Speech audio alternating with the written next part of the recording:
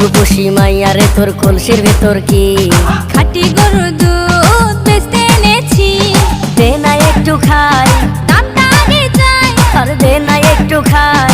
দামটা আগে চাই, তোদের মতো ভিড় খাওয়াদের চেনে রেখেছি।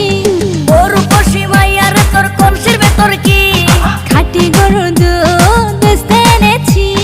ও রূপসী মাইয়ারে তোর কলসির ভেতর কি খাঁটি গরুর দুধ বেচতে এনেছি।